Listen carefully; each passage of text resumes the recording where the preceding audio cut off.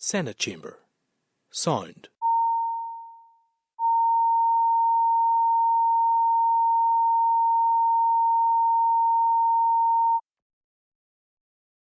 Senate chamber. Sound.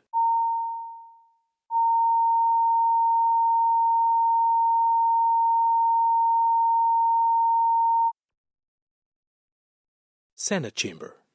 Sound.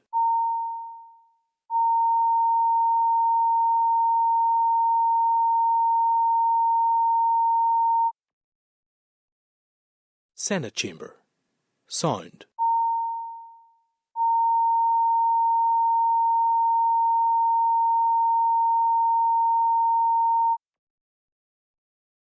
Senate chamber. Sound.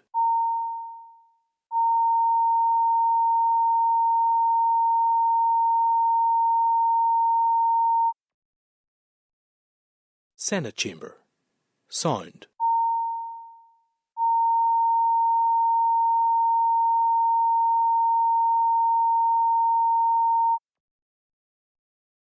Senate chamber. Sound. Senate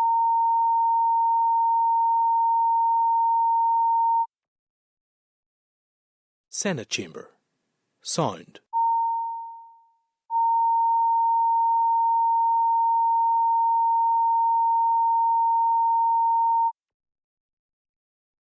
Senate chamber. Sound.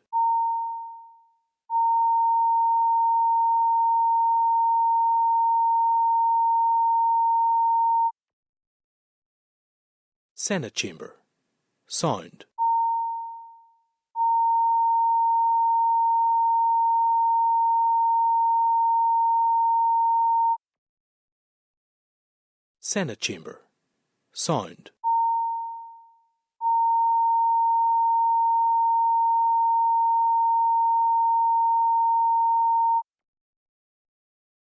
Senate chamber. Sound.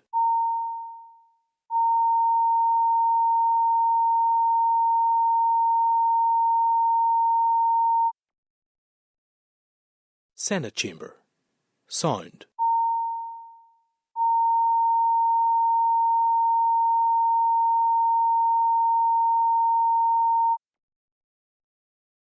Senate chamber. Sound.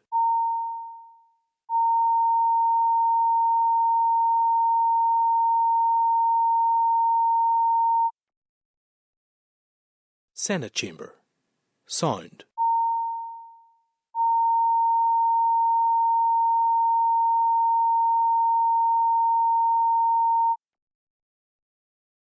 Senate chamber. Sound.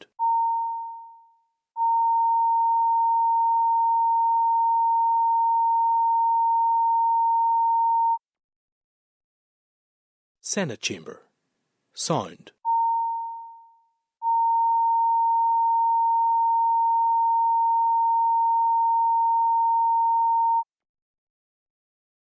Senate chamber. Sound.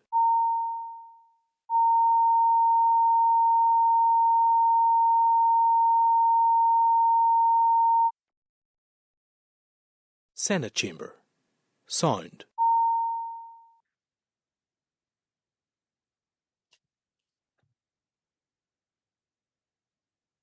I'm for you. Recommendation for no. For sure. You're 5. Have they accepted 5? 5. They've accepted 5 though. Oh no. They've accepted it, right? For them, it doesn't matter what they accept. It's just Just question. one other thing. Timescales of it. Sorry, can I just bring Timescales, something else? Are we live?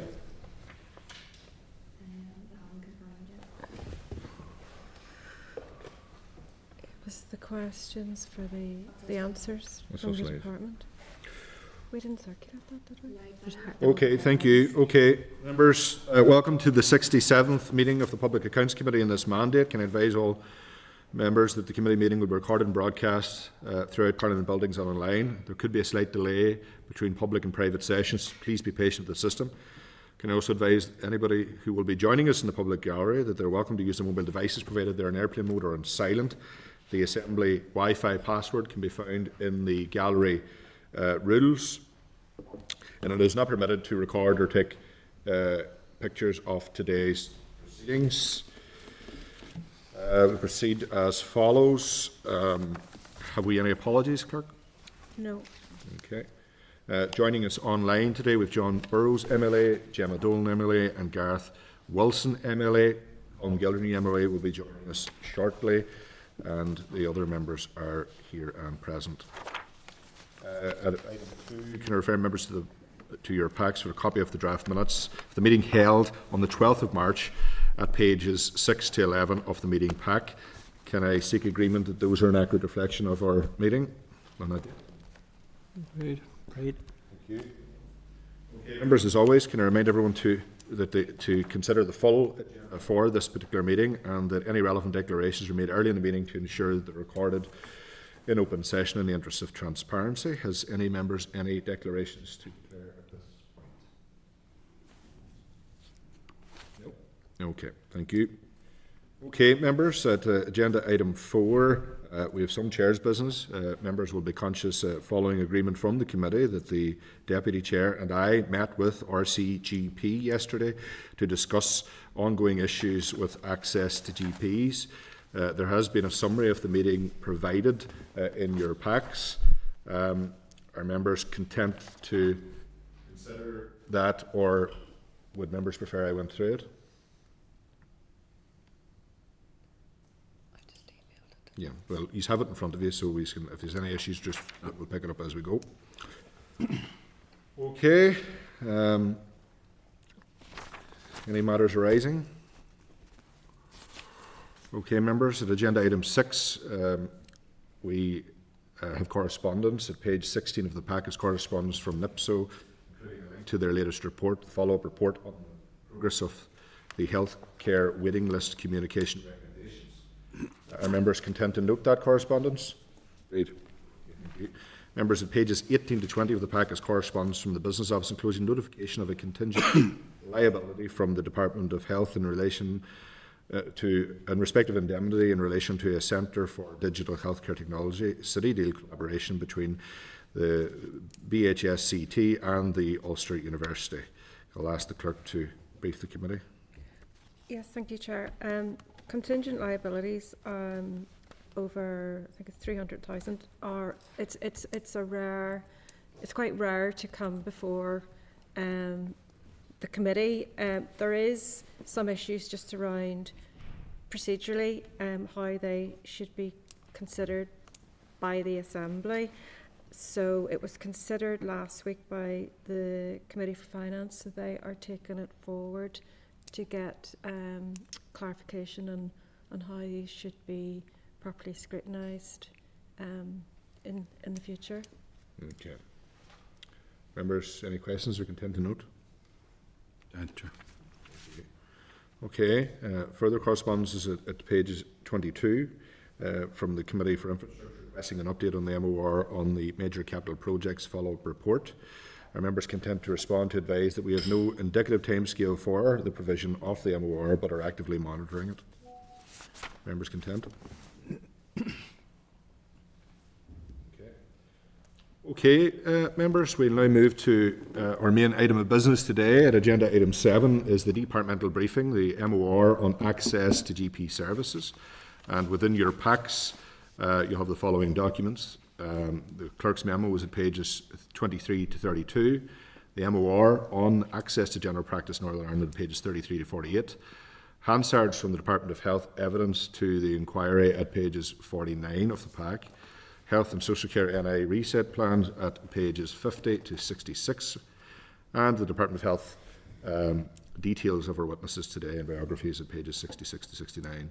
There's also a letter dated the 23rd of March 2026 provided, 27th of March, is it? 26th of March, yeah. Provided in hard copy for members' consideration. Okay, members, if you're content to proceed and or members online can hear and see us okay, we'll continue. I'll take this opportunity to welcome our witnesses to the committee. It's to welcome Mr. Mike Farrar, the Permanent Secretary of the Department of Health. Gerard Cassidy, the Director of Primary Care at the Department of Health.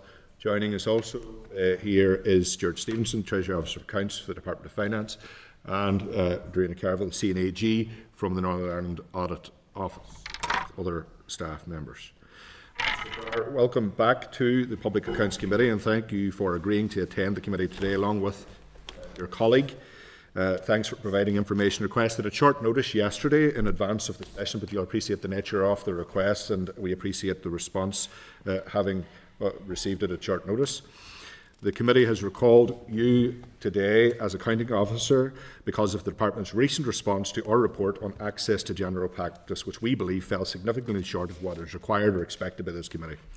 Beyond the lack of urgency, which is well reported, the committee is deeply concerned about what appears to be a lack of respect for the people who rely on these services on a daily basis. The public are not seeing improvements. If anything, they are facing increasing difficulty simply getting through the door of their GP practice, and it is amounting to significant and serious frustration on the ground.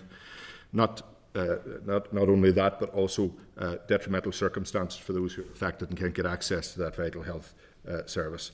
While the department may have accepted or partially accepted our recommendations, the implementation timelines stretch years into the future without credible justification, meaningful interim actions, or any indication that the scale of this challenge is fully understood by your department. Meanwhile, patients remain unable to access the most basic point of entry into the health system. The committee also cannot ignore the sticking plaster approach that appears to characterise the department's response, managing symptoms rather than delivering the fundamental reforms urgently required to stabilise and sustain GP services across Northern Ireland. This perception is reinforced by the absence of a coherent long-term strategy, a realistic workforce plan, and clear evidence of decisive action taken by your department. I'll remind you both that more than 15,000 people, members of our public, came forward during our inquiry and engaged with this committee. And the weekly contact we receive across our constituency confirms that little has improved at all. The scale of this crisis is not being matched by the scale or pace of the department's response. Today is therefore an opportunity for you as accounting officer to explain to this committee the department's position, address the gaps and uncertainties in your response, and provide assurance that urgent, tangible steps are being taken now, not postponed to the distant future, to deliver real improvements for our public, for the patients directly affected. So before we move to questions from members of this committee, I'd like to invite you, as accounting officer, to make your opening remarks.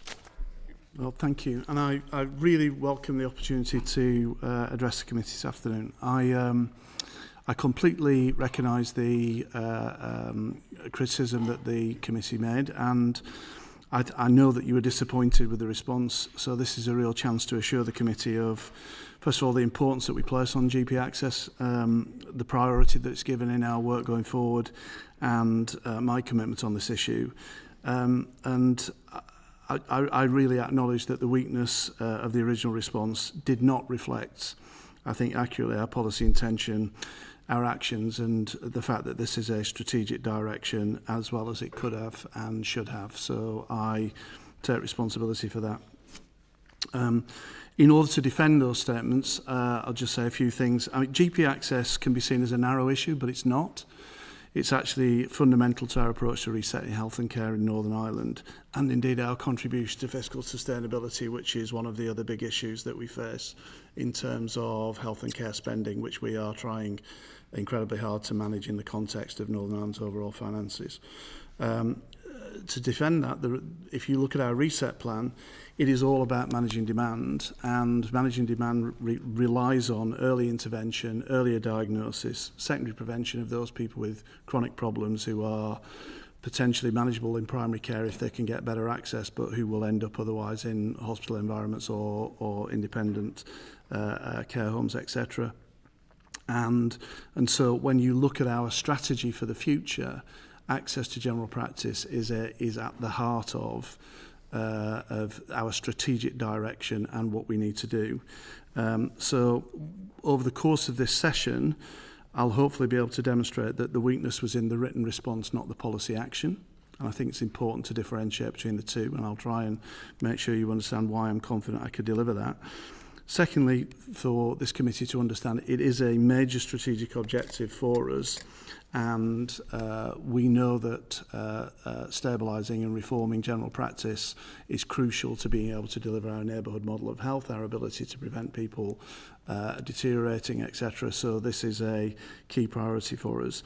And I think we will be able to update the committee in a number of areas where actions have been taken or are being taken at a speed faster in some cases than the committee originally in your recommendations. And I'm very happy to elaborate on that as we go through in terms of each recommendation, if that's the way you want to handle it.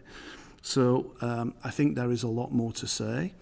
I think it's unfortunate that we're in this position because that's not a position that I would want to be in.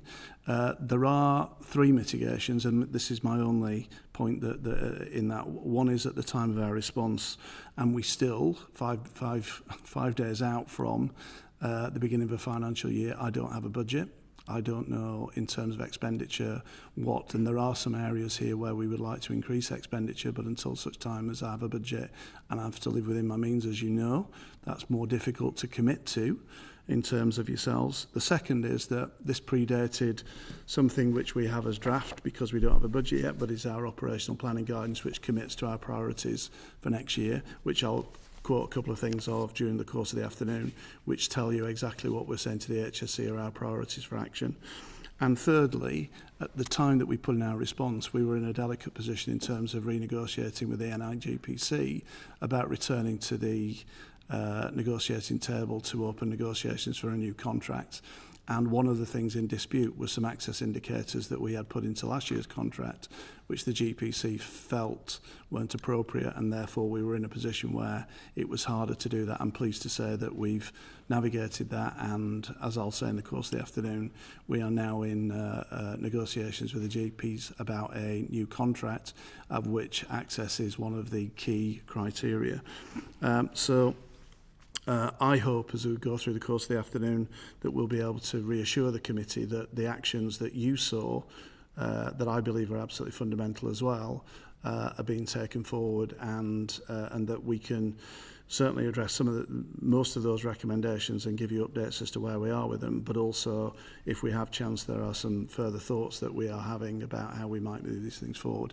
I'm pleased to say I've got Rod Cassidy with me, who's my head of primary care, and if we get into some areas of detail I'm sure he'll be able to help. Final thing is I am grateful for the committee inviting me back this afternoon.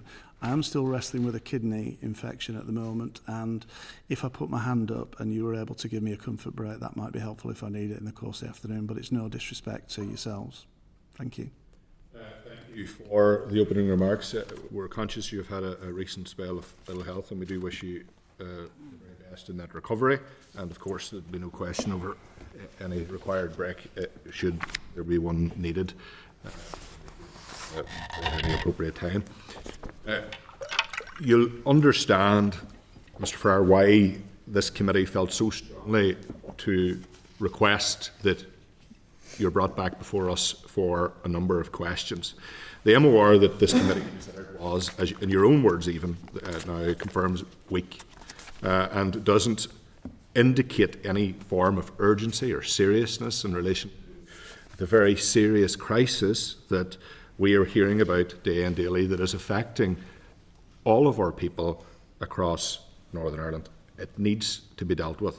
So first of all, before I go into some formal questions, do you appreciate the magnitude of the crisis that the service is under and our people are suffering as a result of it? Yes, I do.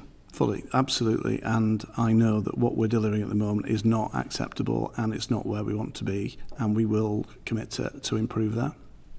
Also, do you accept that the response that we have received formally in the form of an MOR did not live up to the expectations nor the commitments that were given by you at the previous session?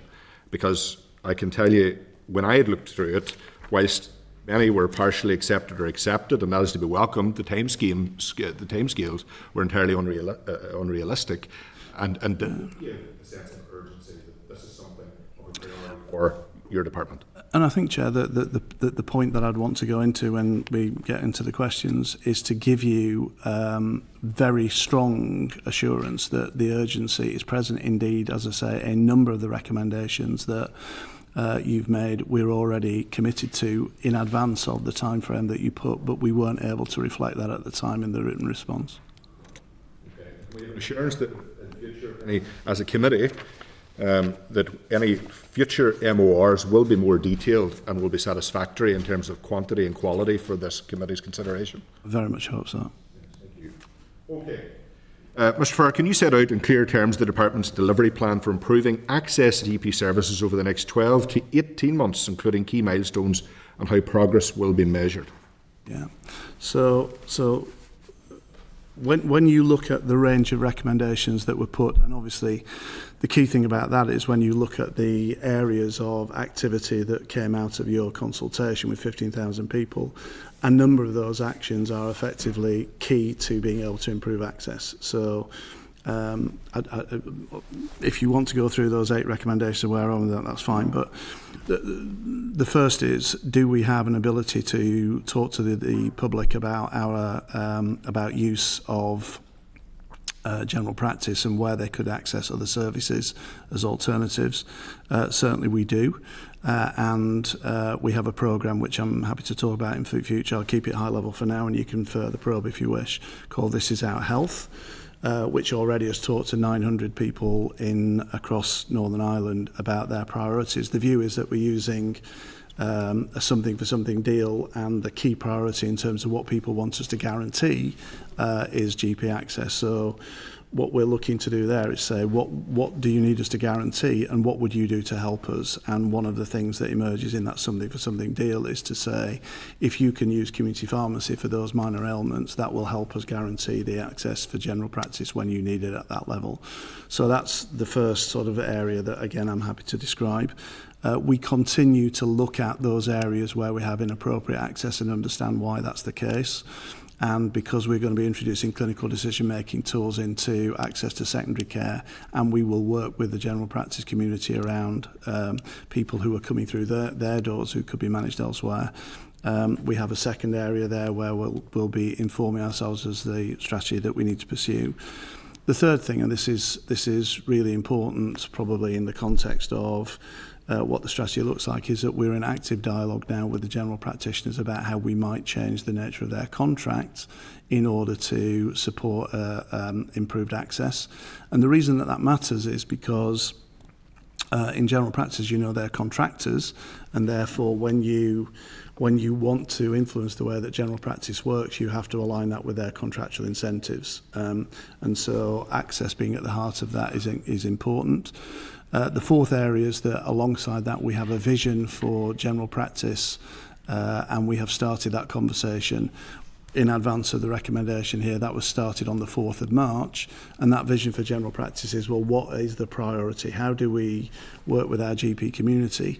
We continue to expand the range of services around general practice, and that is critical. This isn't about, even if my issue was, can I get more general practice time?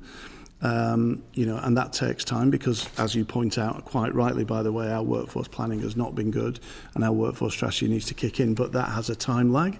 And so we need to look at what does modern primary care look like in terms of really supporting our GP community, but also what works around them in terms of community pharmacy and multidisciplinary teams where we have social workers, physiotherapists and mental health workers supporting that wider primary care team.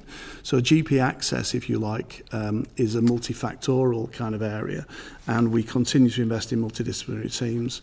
We're looking, for example, at how do we free up time for GPs by accelerating the approach to e-prescribing, another of your recommendations, and we are hopeful, I can't announce it, but we are hopeful that the Transformation Fund bid that we are we've been told has been successful, but at the moment that's not been, they've not all been cleared through Northern Ireland office. But we're not seeing any sort of tricks there. I think it's just a delay. But again, we know from evidence of where e-prescribing has been introduced, that has reduced the burden on GPs and the primary healthcare team, and therefore we're releasing time all the time. And then we continue in those discussions with the BMA and with the Royal College to look at the introduction of digital and online support for general practice. We have a roughly about 50-50 split of digital access at the moment.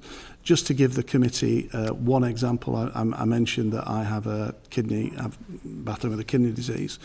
About 4 weeks ago, I was in England for one day with my own general practice, so I put in at 8 o'clock an e-consult form, which is an online form.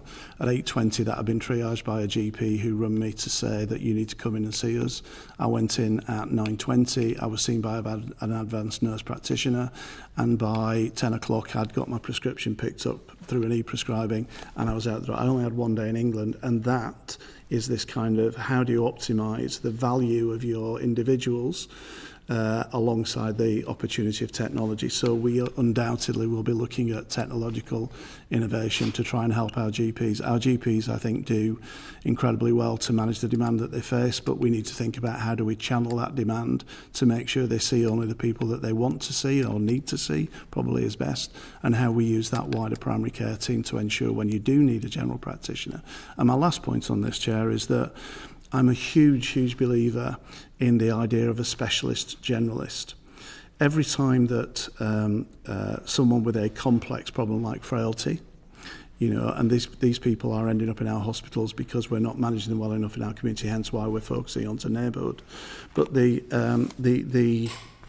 every time you refer into secondary care, effectively, you are splitting a part of that individual's anatomy and go into one particular place. And most people have multimorbidity, most people have social problems, etc. So the role of general practice in the future is huge, and we need to stabilise that, and we need to work with our colleagues to reform that.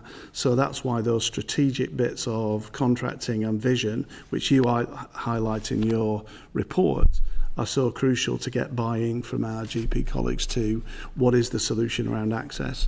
And at the moment, we had the first meeting yesterday, and one of the issues was listening to GPs about their view as to what will help them by listening to the coalface.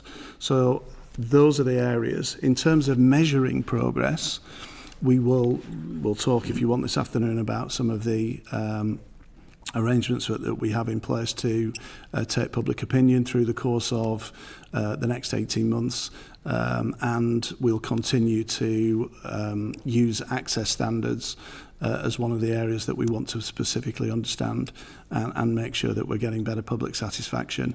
We will be able to see, in terms of the resource use that we have for some people, whether or not they are getting that access, because we'll see that we're deflecting people away from unnecessary hospital admissions. So I would certainly hope to be able to update this committee as we go through the year, and I know you won't be shy of asking me back as to the progress we're making. Yes, thank you for that oversight and indicative timeline in terms of the next 12 to 18 months. The MOR responses place significant emphasis on the neighbourhood model of care as a key solution to improving access to GP services. So with that said, can you outline what your vision of the neighbourhood model will look like in practice? What's the department's timeline for introducing the neighbourhood model of care, and how does the department intend to implement a new model of care effectively when there is no overarching primary care strategy to guide it and no workforce plan, which you've acknowledged that is satisfactory, to ensure the staffing required is there to deliver it? Yeah. So the neighbourhood plan is pretty simple in a sense, and it's something that you see across the world. People are having to focus on demand because they cannot meet the demand for health and care through increasing supply. And when you look at the amount of money we spend in Northern Ireland per head of population, we are spending more than, well, probably aligned with England, but more than Scotland and Wales in getting poorer outcomes. And why is that happening? Because too many people are being treated in our hospitals. Not that our hospitals are bad, they're very good when you get there and they do their best, but we're seeing people who could have been managed elsewhere. So moving the focus to neighbourhood is really about saying, can we make earlier diagnosis? Can we get to people early? Can we proactively manage those people at risk better? So the idea of the neighbourhood approach is that we will have in 17 areas based on GP federations, because we need GPs at scale to be able to engage with this, and they are fundamentally at the heart of this. And that's why supporting them on access is so important, because it releases some of their time to effectively lead neighbourhood working. And what our view is the individuals who command the resources in that neighbourhood out of hospital, so our trusts who spend money, say, for example, on district nursing, on midwives, etc., they will sit round the table. General practitioners who are funded through our contracts, community pharmacists who are funded through our contract, voluntary sector funded through grants, and our local authorities. So these are the individuals who actually spend the money in a community setting. And what we're asking them to do is to work together as a management board. So this isn't a committee. The neighbourhood integrated team is a board that will look at that amount of resource they're currently spending and say, could we spend that better? So they'll be doing casework. And effectively, alongside that, we'll be putting new money. So, for example, Macmillan's are in the final agreement with us around how could we support people in the last 1,000 days of life, and effectively giving us potentially 10 to 12 million pounds of social funding for that. We have people like AstraZeneca and Eli Lilly prepared to put resources to do weight management and respiratory services in a different way. And we are auditably seeing the trusts, because we have a lot of services that are trust provided in hospital that should be in the neighbourhood, and we've looked at this idea that they would be asked to make a 2% shift of resources from hospital to community. Why does that matter? Because if you don't put that in, we'll just carry on and we don't have double running. And so the idea is that if you take palliative care, for example, a lot of people are currently getting care in hospital and they don't want to be in hospital for the last years of life. Hospitals are not a great place to be, as you know. Whatever the strength of the staff is, that people want to be in their own home. So by moving palliative care away from hospitals where it currently exists into community settings, that would count, if you like, by way of shifting resource into communities. And the neighbourhood will oversee that. I was with the cardiologist in the Southern Trust. Cardiology in some parts of the world is a community service which has in-reach into hospital beds. In Northern Ireland, we have a hospital-based service which outreaches. So if we move our cardiology services, as a Southern group would like to do, into a community setting, again, that would count for that. So the idea is shifting the resource so that that group of people who manage services in the community collectively are able to provide better services. And just to finally give this committee an understanding of what that could mean really very quickly, over the sort of second week of the new year, we had a higher level of people who were stuck in hospital, excess bed days, fit to be managed in community settings, but who were occupying hospital beds. That data would be available to the neighbourhood teams to say, right, what are the packages that need to be in place? And crucially, if you can do it for people on discharge, the way I envisage this as it goes forward is that those people will be saying, how do we prevent the people who we know are at risk in our communities ending up in hospital settings? So the neighbourhoods approach is all based on, in the first year their priority will be older people, and they'll all go live on the 1st of April. And I know you'd like to come back on the 1st of April, and we have 3 development programmes into which they'll all sit. So there'll be a mixed ability class, but they'll be getting development support. And what I think we'll start to see is a real value in terms of putting the neighbourhood focus with financial flow and a bit of new money, that we will be able to do much better with the resource that we've got. But GPs are at the heart of that, which is why access to general practice needs to figure in the way that the neighbourhood works. Yes, and there's a number of supplementaries to that because there's a lot of information. And a key to this, and a burning question, and a lot of people, you've mentioned one of the timelines being the 1st of April. But what is the timeline for the implementation or the introduction of the neighbourhood model of care? We're publishing our guidance on what we want early next week, And so, in effect, a lot of places, if you go to West Belfast, for example, or parts of Londonderry, there are already a lot of the sort of key players working in this type of way. The guidance will make it clearer what enhanced arrangements need to be in place, and also some funding to support the development of what we've currently got. So in essence, from the point that we issue that guidance, a neighbourhood approach goes live, and when they start to go through their development programme, they will understand how we can help them to be better in that role. It's not completely prescriptive, but it has some clear guidance about what we're expecting and the accountability. So in essence, we go live because everybody will be working towards that. But we need these alliances to come together, and we need them to, once they're together, we need to support them. So I'm very confident that over the course of the first 3 months of 2026-27, that formation of those groups will be in place. We will have started the development programme, and we'll complete that, I think, by late summer, early autumn. And so you will see these neighbourhood teams starting to work. What we've done in the past, and I want to be clear about this, is what we've done in the past in Northern Ireland is set up something that looks highly statutory with a series of requirements which has not really sort of met, if you like, the local need or got the buy-in from people.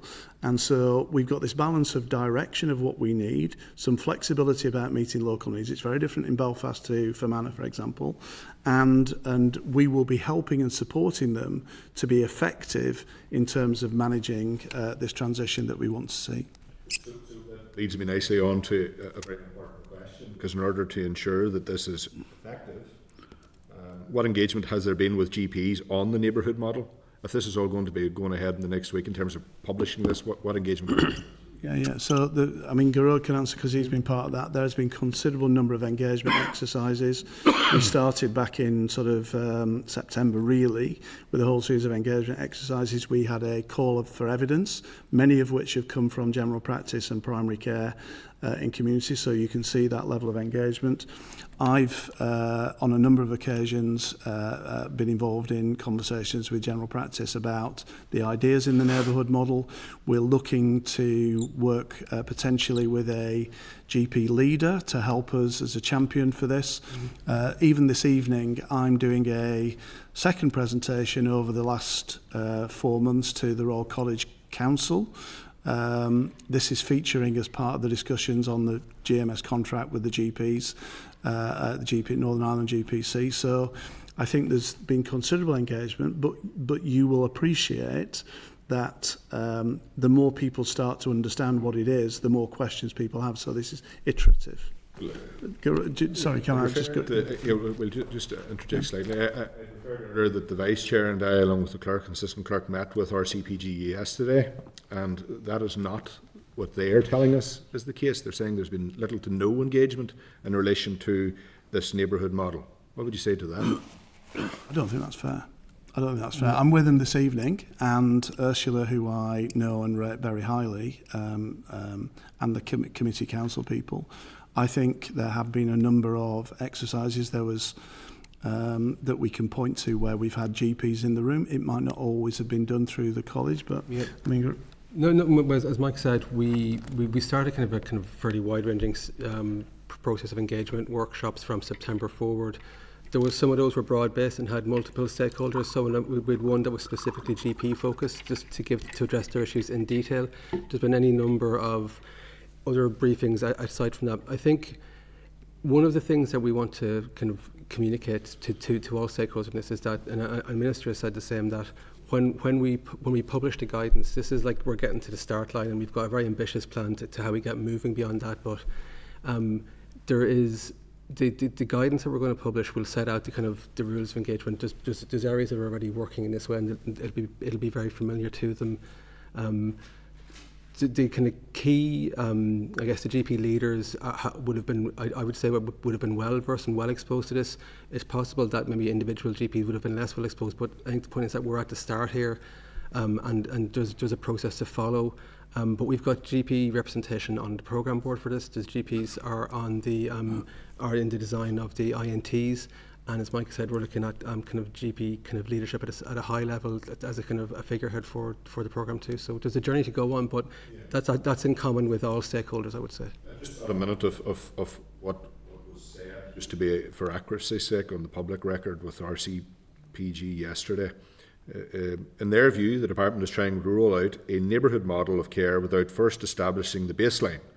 What workforce currently exists, where the pressures are, and what capacity is needed? RCBG described this as the wrong way around. So I'm with them tonight. I will pick up that with them and try and understand why they feel like that and try and address that problem. I believe that part of the fundamental concern is that they feel that we are effectively launching a fait accompli. And as I've said, what we're launching is the beginning of an approach where we're putting development support into people. The guidance, the stakeholder conversation we've had lead to the guidance that we will produce next week, and I think that will give a lot more clarity in terms of what the models are around, what we're hoping to do, and more comfort in terms of the time frame to work with him on developing and delivering that effectively. Okay, and another point as well, Mike, I know this is quite, I'm taking a bit more time than I'd planned, but these are important areas to seek clarification on. How will you ensure as accounting officer that the workforce is available to deliver, as you've outlined earlier, to deliver home or community-based care? Well, we have to do that in stages because, as I said, a lot of our workforce has been focused on hospital when we could have, had we had them in community settings, been able to do things differently. So there will be a transition of resource and we will support that. One of the reasons why the MDT rollout has taken a while, as you probably appreciate when you've looked at that previously, is that the commitment to increase the numbers of staff in those areas can only be done at the rate at which those individuals come out. And so this is another reason why we have to look at retention of staff, incentives for them to work in this area. And the first thing that GPs, I think, will want to see is, well, what is the resource available for us to participate in this model? I actually believe that when GPs see what we're aiming to do and really understand that, I think they will be very positive about it. And I think that, the commitment to move and allow them to direct more resource in our system than they currently do will allow them to think about how do you bring the workforce away from our hospital settings into community settings and to grow new, which is our workforce planning issue, which you quite rightly signalled, so that we're starting to bring people into community jobs. Okay, and can we ensure that that is communicated clearly to GPs? Because that's as I say, I'm with the Royal College this afternoon and this evening, and if there's any of these issues, look, as you know, I'm very open to both criticism and comment. I feel that there'll be a great opportunity this evening to address those concerns. Thank you. I'm going to focus on recommendation 1 before I go to other members. Recommendation 1, just for the sake of public record, was targeted public education and monitoring. The committee recommended that the department implement more targeted education to ensure the public were aware of the most appropriate avenue of care to address their issue. You have partially accepted this recommendation, citing the range of information already available to the public and the future rollout of the This Is Our Health programme. And you've referenced that in some of your comments earlier. So how is your department assessing whether these existing channels are effective in practice, and particularly given the continuing inappropriate demand on both GP practices and emergency departments? Yeah. So first off, I think if we were writing that response today, we would fully accept that recommendation. So that's one thing to say that we would do. I want to just give the committee some caution. One of the things about directing people to particular bits of the health services, there isn't a great deal of evidence of public campaigns doing that. So we're trying to do things differently. And I mentioned the programme called This Is Our Health. What we're doing with This Is Our Health is that we are really working with behavioural science to engage people in what is it that you need us to deliver, and if you could deliver that, what would we understand we would need to do to meet that, and what would you do to help us? And one of the things that's coming back strongly, as I say, is this idea of GP access is really important to people, and the communication is around, are you aware that there are other areas? And so the something for something deal could be, if you have a minor ailment, go to community pharmacy, and that will help us. So this is our health.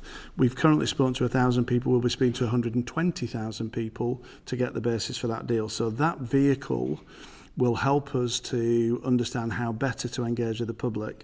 Alongside that, we're developing ideas about My Care. At the moment, My Care is an app that people will be aware of that goes on to tell you your record and waiting times for particular specialties. We're putting a front end on that, or intending to put a front end on that, that allows us to have a direct conversation with the people about their use of healthcare, some of those controversial issues like reconfiguration of services, and where we've seen this elsewhere in the world, so someone like Kaiser Permanente uses this a lot, is that you can have a very clear conversation with people about the best place to come. So it's not just a hit and miss poster in a Grand Central Station. This is effectively a dialogue individually with people using the app to do that. So My Care is another thing. The other thing that we would obviously want to be doing is to thinking, is there an approach like 111 where effectively we could have contact areas where if people are unsure where to go, we can direct them quickly and navigate them. And where we've seen triage systems in some general practices in England, which I am talking to the college and the GPs about in the NICGP, we're seeing people who are using their general practice as a first port of call, but being immediately triaged to the right service. Sometimes, I add, not into a lesser service, but sometimes direct into a hospital service. ED, people will use ED because it is an open access service. But just to give you an example of one of the things that we are doing where Marie Curie are involved there is we're working with people in ED to spot people who really could be cared for very quickly if it's a palliative care, and so trying to avoid those people being admitted. So you've got a public education piece, and then you've got a where you hit the service, can the service immediately direct you to the right place? So you need those two things, I would argue, and that's what we're going to introduce over the coming year. Okay, and just because you've picked that up, it's quite topical. It's something I was going to touch on, and we've seen commitments in strategies across departments that are under-deliverable, and specific to this one, given available resources, how deliverable is that in terms of the 111 service? Well, that is, it's very hard to say at the moment because I don't have a budget at all. So in that context, we will make assessments about that service at the point where I know what money I've got and whether I can afford to do that quickly. But we are trying to do all we can to prepare for that potential. You know, we're looking at how you might do that. We're also trying to learn lessons because other digital triage systems like 111 in different countries have got different aspects, so we might be able to shortcut some of the learning and development of that. But a lot, that's why I said the mitigation for some of the hesitancy was around the budget constraints that I might have to live to. Given what you've said, what sort of a timeline are you saying that to work out whether this is a viable option or not? In terms of viability, I think we will be doing that as quickly as we can in the next year to look at whether or not that is feasible. I would imagine that a lot would come out of that when we start talking to the NICGP about access questions that they've got, because one of the issues is if they have better ideas than 111. I know some GPs are hesitant about 111 and phone first type of services, but if we get agreement to them, we may well then be in a position where we can identify funding to support that. Okay. And just finally from me, I know you've mentioned also My Care, but I want to focus in on this is our health. As you appreciate, it is not an access-focused education campaign and appears to place the onus on the public rather than addressing what is very easily understood as a systemic access issue. What immediate steps will be taken to guide patients to the right care setting? You've touched on this a number of times, but as a committee, we've recommended this, and I'm just conscious that I'm not entirely clear in relation to that. Well, I suppose what I'm trying to say is that what we will do is that we will try to have two prongs in the attack. One, to have public discourse and dialogue, and that would allow us to raise the issue of appropriate access. If you go around Northern Ireland at the moment, and I know that you would do this, you will find lots of evidence that at local level this happens now. So, for example, at 4-day bank holiday, people are signposted to get repeat prescriptions. People are told, because we promote that community pharmacy can do things, but you also need this reference point at when people contact the wrong bit of the system, how do we help them navigate quickly to the right bit? So you need some triaging facilities as well. So I'd love to tell you that we would do a big public campaign over the first 6 months of the year and that would be sufficient to deal with the access problems. I don't believe it would be. So I just think that we have to be more sophisticated, and the work we're doing on This Is Our Health helps us understand why are people going to the places that they think they need. There is a big discussion about, I think in other countries, there is a greater acceptance of going in for healthcare and not seeing a GP. I think Northern Ireland has a particular ingrained view that I want to see the GP. Ursula and I were talking about this the other day, and in effect she was saying, but there isn't the acceptance of going to see other professionals. So we have to keep working at that. And actually a lot of that is about getting the people, when they're in service, to be told by the people they're seeing there are different ways. You could have gone to a community pharmacy for this problem. And obviously if we get e-prescribing in, you will have a real opportunity to get things like repeat prescriptions that don't need to go back through GP practice. It's difficult. All circumstances are unique, and everyone's health issues are unique in their own right. The messaging can be a wee bit, could be said to be contradictory when it comes to someone that has mental health issues that can't get access to a GP, and then consider going to the emergency department, which, depending on what day of the week, could be chaotic. Often it says on it, do not come here from a respective trust, particularly the Western Trust, on their social media accounts, do not come here unless it's an absolute emergency, and don't bring anyone with you because there's no capacity or space. So you can understand the messaging doesn't exactly solve the problem, and 9 times out of 10 the person doesn't follow on for that care. And I think you're almost saying what I'm saying, which is that you need to inset people at the point, and ED is an open, and particularly whilst we're trying to fix GP access, if you can't get to a GP or you're not confident that's the right place, people do go to ED. And we have a range of services, a minor injuries unit and things like that other people go. So I think it's a gradual process of education rather than a big bang, is what we're saying. But you've asked us to do something over the course of the year. Now, it's quite a specific recommendation because you've talked about public education programme.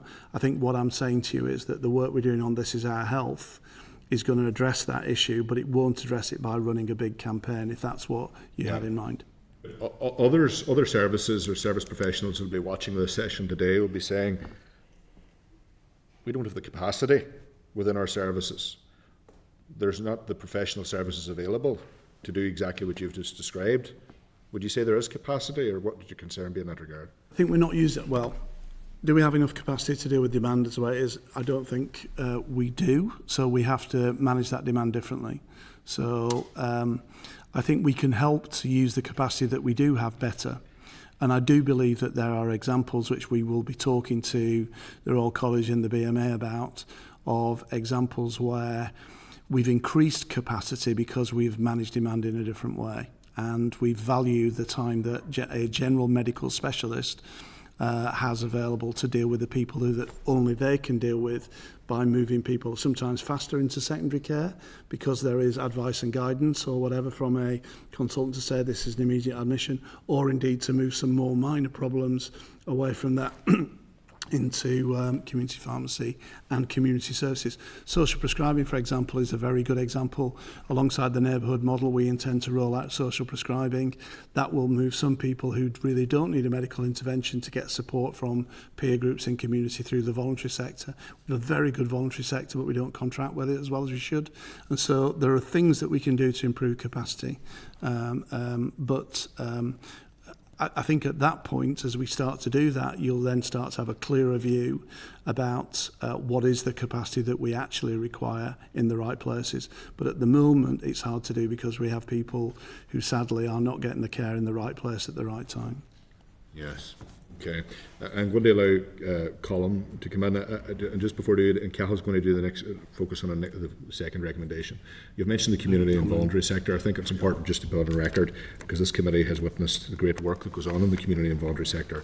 I think it's fair to say that they have been the scaffolding that has kept the health service going in very difficult circumstances, particularly in mental health services and others where services are failing to meet the expectations or needs of people on the ground. So just on behalf of the committee, I want to state our deep appreciation for the exceptional work that goes on by the community and voluntary sector in our communities across Northern Ireland. Colin?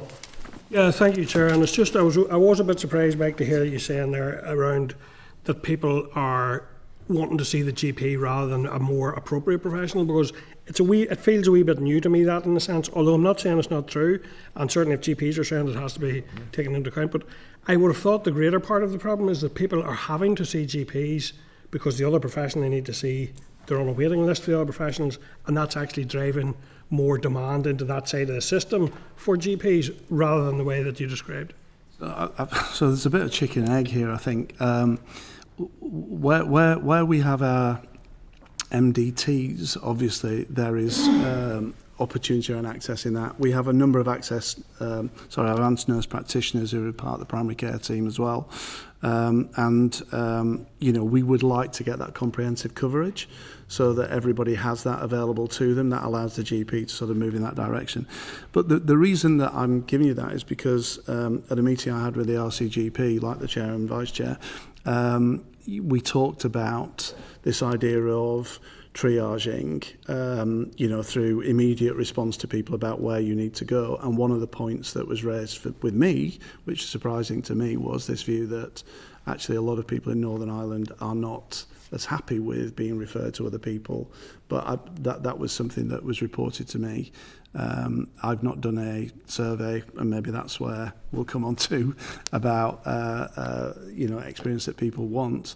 But certainly there are some people who are not seeing their GP quick enough, and there are other people who are taking some of the time in general practice that really could have been dealt with elsewhere.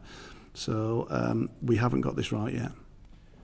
Okay, the only thing that concerns me before I move on to Cahill Boylan for the next recommendation is it appears this whole neighbourhood model, and I know you're going to be meeting with RCPG later, and that's fine, but it just feels as though this is a bit of a done deal. And I would sincerely hope it's not, because in order to get this right, there is a need for partnership working with GPs in the department, coordination, clear communication, and absolute consultation. So, really, Mike, is this a done deal, or is that going to happen? So the fact that we are publishing guidance next week around this being a starting point and how do we build, we have to give some tramlines, because otherwise we're accused of, well, what do you mean by this? And we've also had very frequent episodes of trying to do this. So the AIPBs at one point, and then we had local commissioning groups previously. So this is another version of that. So there's a real movement of how do we start to learn as we go. And so these development programs about putting some of our neighbourhood groups into action learning sets that learn as they go. We already have some very good examples in the call for evidence about things that have already worked that people could adopt. So it's not a done deal in that sense, but there are some tramlines to give some rigour and discipline and standardisation about what we think the neighbourhood is, and we have a shared ambition that they will deal with older people's care as a priority. That's one of the things that we have said is that's where we expect them to initially focus. Okay, we'll likely be keeping an interest in that going forward, Mike. Very, very happy to come back when we get going on that. I really am. Thank you. Cal? Thank you, Chair, and Mike, you're very welcome, and thank you very much for your comments so far. Just in terms of patient experience and complaints, how is the department ensuring that patient experience data, particularly informal complaints and concerns raised via the PCC, is captured comprehensively and reflects the true level of public dissatisfaction? Yeah, if you don't mind, I'll ask Garo to comment on that. We've got a model complaints handling procedure that's just been introduced, and there is a process by which those complaints are managed through our system. Yeah, so the new model complaints has just been implemented since January of this year, and it's across all of HSC. Organisations have got 6 months to implement it in full. Back in November of last year, we issued guidance to all GP practices as to how they need to comply to it. Just by way of, it's a 2-stage process. One is for frontline resolution, stage 1, and stage 2 is investigation. So at stage 1, it's a 5-day timeline for investigation of whatever complaints there is, and stage 2, it's a kind of more detailed behind-the-scenes investigation on that. Practices provide monthly reports back to the department on any incidents that come up as any complaints received. I think it's important to say that we've widened the net for what counts as a complaint. So formally, in the older complaints models, it was just about written complaints, formally written complaints. Now it's any complaints, if it's verbal, if it's electronic, or if it's telephone call, or if it's written. So what we expect to see is when this reports start coming in, that there'll be an increase in the number of complaints received, because we've widened the cast of what's been captured within that.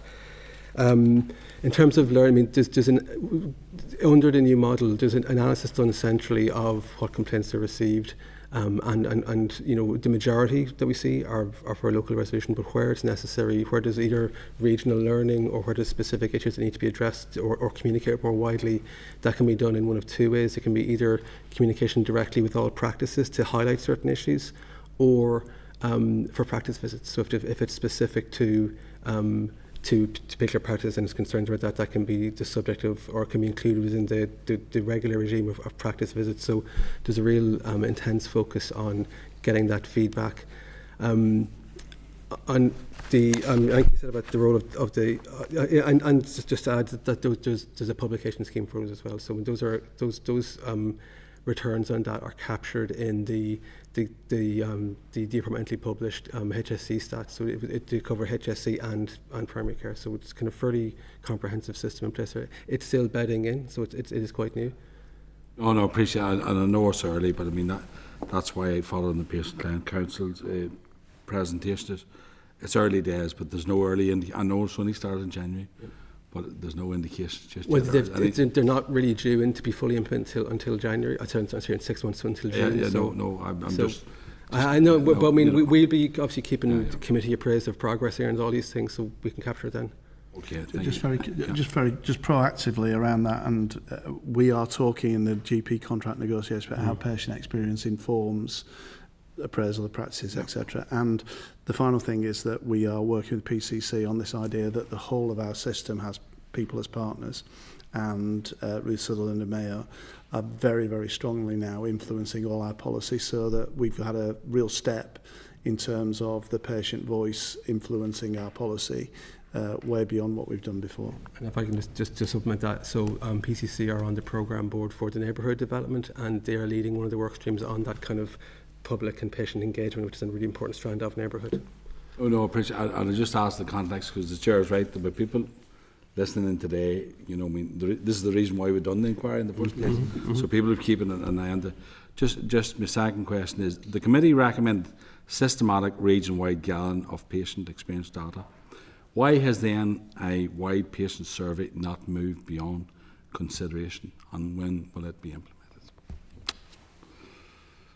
So sorry, let me just find what which survey you're talking about. There's a number of surveys. A survey, yeah.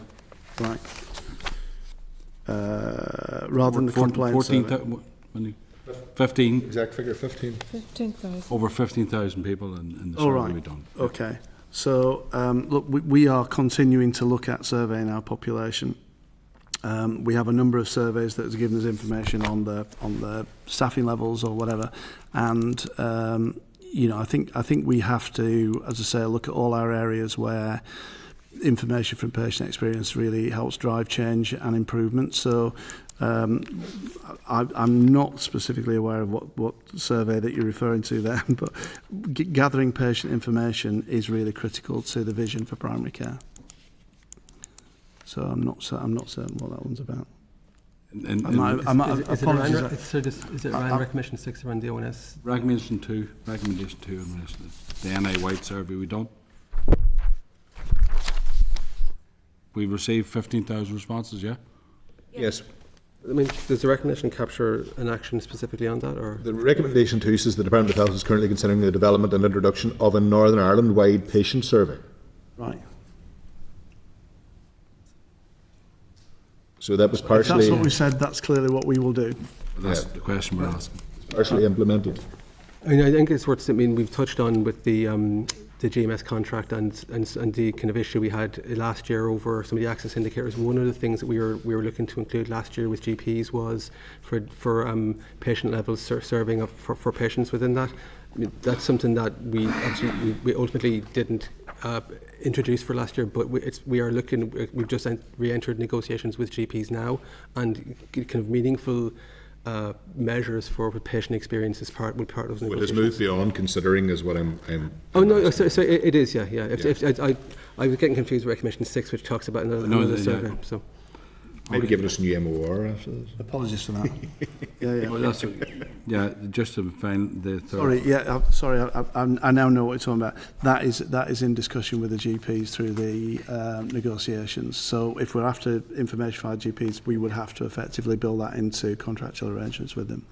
Okay, thank you. The committee heard complaints data held by PCC and SPPG present conflicting trends. So what steps are being taken to ensure complaints information is reconciled, shared appropriately and used to identify regional access problems? Yeah, so I think when we aggregate up the concerns, a lot of the concerns that we get from complaints and things are local and are fixed locally, but actually that process allows us to take a view as to is there a consistent view. So in that sense, the fact that if the complaints are about GP access, then effectively they would be picked up and we would be doing what we're doing now, which is saying how can we build that in to improve our policy and our delivery. So to that extent, they will inform and reinforce the view that this committee has through its survey, the 15,000 people that you had, that effectively we need to do something about that, which I'm trying to say we are. And if I can just add, I mean, we've touched on it already, but I think some of the concern at the original hearing was around there was a kind of higher level of reporting from PCC around complaints versus what we're. I mean, the new process we've described, we expect to capture more complaints through that process because we've widened it out. So I think it should bring it more into alignment with what you're seeing from PCC. Yeah, thank you, Chair. Yeah. Okay, thank you, Cal. Okay, Tom Buchanan, Vice Chair. Thank you, Chair. Recommendation 3, and some of this has been touched on, but we'll go over it a bit again anyway. In Recommendation 3, the committee recommended that the Department produce a primary care strategy within a year embedding the patient's voice. So can you tell us today where the Department is with regards to the developing of this strategy, given that no timeline has been provided, and the committee expect the completion of this within a year of the report? Yeah, so this is an area where I'm very confident we'll do that in advance of the committee's time frame. So the first meeting, which was hosted by the NICON primary care lead on our behalf, which Minister went to and spoke, took place on the 4th of March. So we already have that. The output that we have is a variety of steers as to what that vision needs to include. We have further work. We have the working group that Garo referred to, which effectively has cross general practice input into, and that work is now in full swing, and we're starting to process the outputs for that. In terms of time frame, I would be very, very clear that that would be finished well within this year. And that will be a vision for general practice. It will sit in the heart of the neighbourhood model because they have to be aligned, and so some of the immediate issues coming up for general practice are about capacity, which we need to address. So I'll very quickly run through the outputs from the first one. The gap between expectation and resource is a system central fault line. Innovation is present but uneven, fragile and dependent on short-term support. The realistic vision exists but can't be achieved without stabilising the core. Practitioner well-being is a structural issue, not an individual challenge. Confidence in neighbourhood working depends on clarity. The themes are not new, but alignment is. We need to align. The system is ready for action. Action now matters more than discussion. So immediately you can see we're starting to get at the heart of what that vision needs to deliver. That were the principles that came out of the first thing, and we will start to produce that vision. And as I say, I'd be very confident that we can exceed the committee's request to do that within a year. I think we'll be. My belief is that we'll have that within the next 6 months. Yeah. Will the strategy be in place before the neighbourhood models are rolled out? They have to work together. And so if we want GPs to participate, as we do in neighbourhood working, we need to find a way that they're incentivised to do that through their contract. If we were asking them to do it against the way the contract works, then clearly that's not going to work. So as we develop the contract, and we've deliberately designed this so that the process of strategy for general practice works alongside the neighbourhood.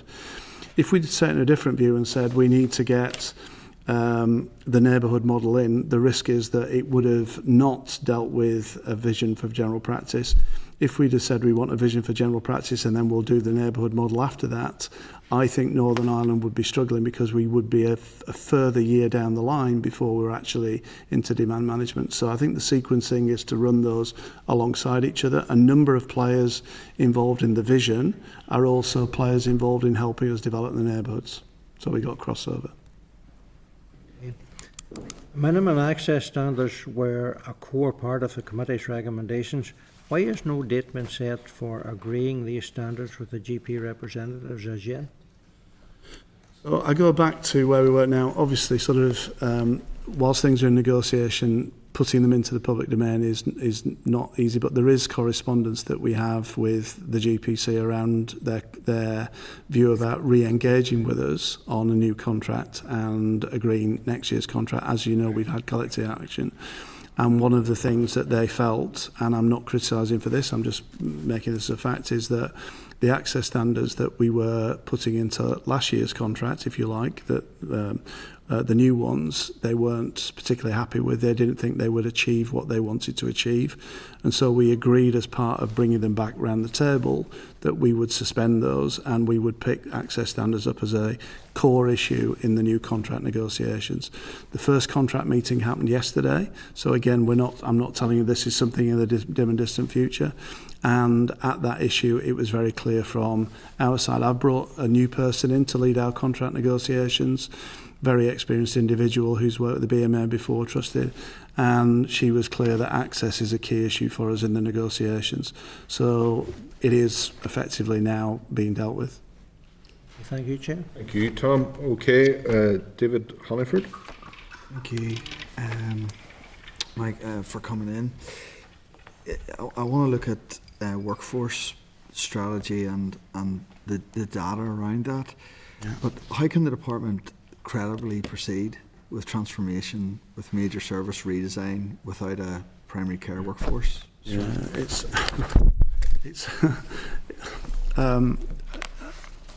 it's a question that I have asked ourselves, and so I don't think you can have a credible strategy around developing your services unless you have a workforce strategy that accompanies that.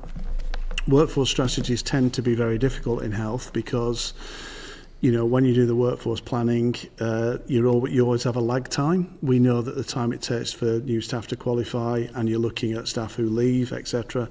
And so at the moment we are doing the best we can with the information that we have, and therefore what I've taken a decision to do within the department is to enhance our ability to do workforce planning. And someone who this committee will know well is coming as a new grade 3, and part of her portfolio is to head up a more strategic view on workforce that starts to look at the data sources that we have and deliver a much more enhanced approach to workforce planning. So the truth is that as we speak at the moment, the work that we're doing is not as informed as it should be by the workforce, understanding of the workforce, and we're having to work really hard and fast to put that right. Like one of the common things when we're sitting in PAC is that we get told it's going to happen. I'm asking that question. I'm asking why we haven't seen stuff change. Why we never, people out there can't get access to their GP. Last year, we were told, a year ago to me, I was questioning this last year, and I was told, and I'm going to quote it, so I'm not misquoting what was said by the department, we don't have the full understanding of demand or capacity. That was said to me. I asked how many GPs there was, and they couldn't tell me. They didn't even know how many people worked in the health service. Now, this has come in today with the number of GPs, but it doesn't address the demand nor capacity. Yeah. So how can you ever plan for something when you don't know what's going on? We do. We possibly know more than we said that we did at the time. Why didn't you tell us that at the time? I can't answer for why we answered questions differently in the past, but we do have understanding of activity data because we know what goes through our hospitals and we know what goes through primary care. The issue is that capacity in the right place? Does it meet need? And at what level do you say that need exists? One of your points in recommendation 1 was, how do you understand the data to understand why people end up in hospital who could have been managed elsewhere? So what I'm doing, David, is I'm introducing something called clinical decision-making tool that will effectively mean that a clinician who, when they're looking to admit to hospital, would go through a process using the data to say this person warrants a hospital admission or not. Now they can override it because if we haven't got an alternative, you would obviously want to make sure people are safe. But the truth is that data will then be available to tell us all the people who effectively could have been managed in a community setting had we had something different. What we don't have, which is interesting, and the committee didn't reference it, which maybe you might want to think about, is we don't have data on all those people going into general practice that could have been managed in community pharmacy, for example, or in a social prescribing model. So we're going to have to work with the GPs to collect that data and to do that. So we have some pieces, but we don't have enough. And the truth is that what happens, David, is that you do what you've always done, because that's what you assume the activity level has to be, and we plan on the basis of meeting that activity that comes through our door. And if we want change, you need to accept that. I do not believe that the Department for Health in the past has had a strategy for change, and therefore it has been able to muddle through on the basis of the information that it had. I don't think that I can deliver a reset for Northern Ireland without better data in terms of understanding where people are in the wrong place in our system and moving to put the resource to the right place. So I feel quite exposed on this point. We can't just accept that the data that we have in terms of activity tells us where people should be as opposed to where they are now. And that's the issue. And you're highlighting that, and I have to be very honest with you and say that that is a vulnerability, but we have to move forward on the basis that we start to collect that data and that informs us. And we have to make some intelligent assumptions, and we do that based on things like the Nuffield Report 2022, which looked at excess costs of delivering the standards of care that we have. We look at examples of best practice elsewhere about who could be managed in what settings. We look at things like where other countries have got stratified approaches to population and can show that maybe 5% of people coming into general practice should immediately be in secondary care, maybe 30% of people could be managed by community pharmacy. And we use those examples to make some assumptions. But what I really want is to create a system whereby Northern Ireland has the most intelligent underpinning of its policy and evidence, and Encompass and GPIP should give us that, but we've not really used them as yet. Well, I'll go down the rabbit hole of Encompass, but it's reflecting from this. We have a population who can't get access to their GPs. Now that's not always true in every element. So there's some really brilliant GP practice in my own area. There's several who are outstanding, but I get repeatedly about certain others. Yeah. The problem is if we want change, you're asking us questions. We need it delivered, not asked more questions. The public out there need access to their GP. So if we're looking at this and we're looking at data, you've given us this today on the workforce survey, which is great that there's a start of something, but you've told us the number of headcounts of GPs. One of the questions I asked the last time we were here, and I go back to Hansard and go through how many appointments there were, and you couldn't tell me. You didn't know, but they told me there was 23% more GPs, but there was 23% more GPs, but the same amount of effectively appointments. So obviously, it doesn't matter how many GPs. Yeah. So how do we ever get to a place of actually delivering for people that they can access their GP? So we improve our ability to analyse the data that we have, David. That's the only answer, is that we have to do that. And look, Encompass was only completed the rollout in summer of last year, so this is early days. And I often say to people, it's a bit like when you change your mobile phone for a week afterwards, you think, why did I change it? Because I don't know where these buttons are, and your functionality drops. Eventually, you get used to the enhanced functionality and you start using it. Encompass is a bit like that. We've got this fantastic vehicle in there that can generate lots of data, but does that inform our practice and policy going forward? Not at the moment.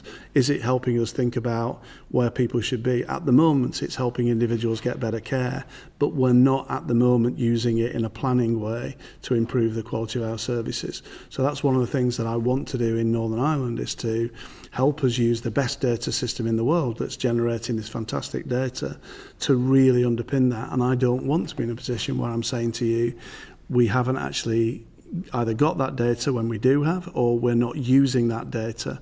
So I'm afraid I have to take that on the chin, and it's a fair criticism, but I am determined that we'll change that. David, we're crossing over to recommendation 6, which okay, no. I want to go back to the training places in the workforce. So this gives you've said in recommendation 5, I'm flicking between 4 and 5, that workers progressing to present and project the number of GP training places required over the next 5 years, and the report will be there on the end of February 26. Is that report live now?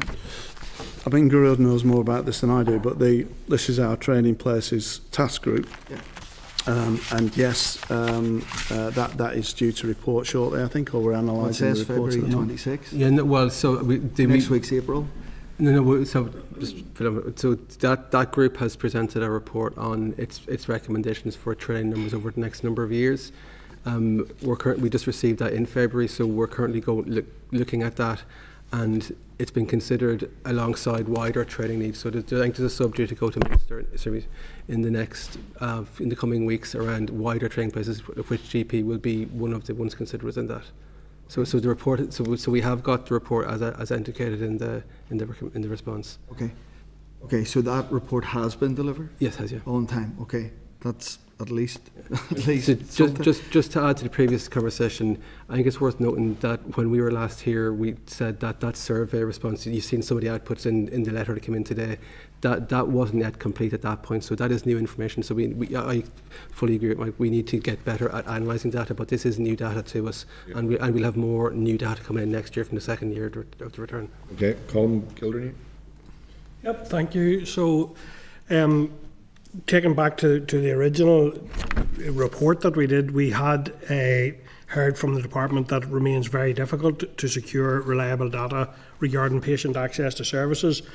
I am a wee bit concerned, Mike, I have to say, in relation to the Encompass stuff around that we have a vehicle and we're trying to sort of find out what all the buttons do. Yeah.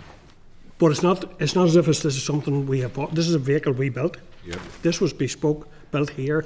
So it's very important that we have the full usability out of it. You have indicated to us in your MOR here that you accept the recommendation that the department secure reliable data to assess demand within 6 months. You accept the recommendation but state the time frame was not deliverable, but you haven't given us a new time frame. So what is the department's revised timeline for capturing reliable patient access and demand data? Yeah, so I mean, some of that does fall back to what information we can get in respect of these contract negotiations about what GPs would be providing for us and what we'd be looking for. I mean, I think over the course of this next 12 months we will be improving our ability to analyse the data we have and obviously putting that into planning. I mean, to give you some comfort, this document that we produced for the last 11 years, I think 11, I need to be careful about that. For the last 11 years, we've just given out resources to the HSC without actually setting any sets of priorities or actions that we require of them. And for the first time this year, we've actually been able to say these are our areas of priority. And the use of Encompass, if you like, as a vehicle to assist us to understand our system, drive our sort of like process change and understand things like variability, is in there as a key priority for us. So, but Encompass won't pick up on the missed phone calls, I take it?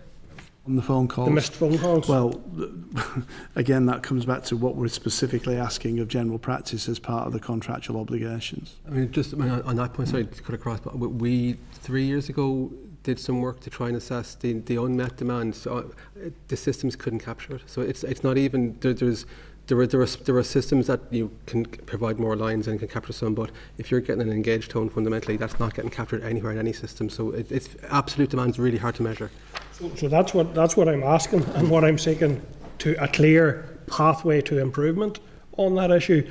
So first of all, I take it's in the GP's interest as well to assess demand, given they're swamped and overwhelmed with demand.